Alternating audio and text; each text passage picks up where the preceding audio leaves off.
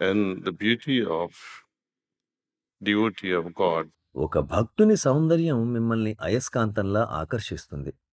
అటువంటి వ్యక్తుల సాంగత్యాన్ని మీరు ఇష్టపడతారు. my Guruji used to say, నా గురుదేవులేమనేవారంటే, మీరు మంట పక్కన కూర్చుంటే వెచ్చదనం అనుభవిస్తారు. మరి ఒక సాధువు పక్కన కూర్చుంటే మీరు ప్రశాంతతను ఎందుకు అనుభూతి చెందరు అని. and he's always used to say that you do your job. వారు తరచుగా మీరు మీ పని చెయ్యండి, నేను నా పని చేస్తాను అని చెప్పేవారు. దాని అర్థం మీరు సాధన చెయ్యండి, మీ ఆధ్యాత్మిక పురోగతి యొక్క బాధ్యత నాపై ఉంచండి. కానీ మీరు సాధన చెయ్యాలి గదా! సాధన చేయకుండా ఏ రంగంలోనూ పురోగతి చెందలేరు.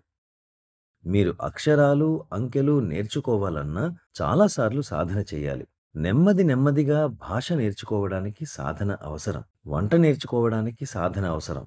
సంగీతానికి సాధన అవసరం.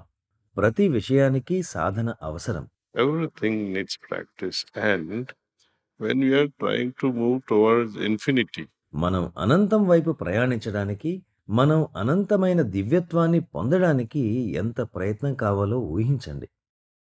imagine the input required. అనంతమైన సాధన.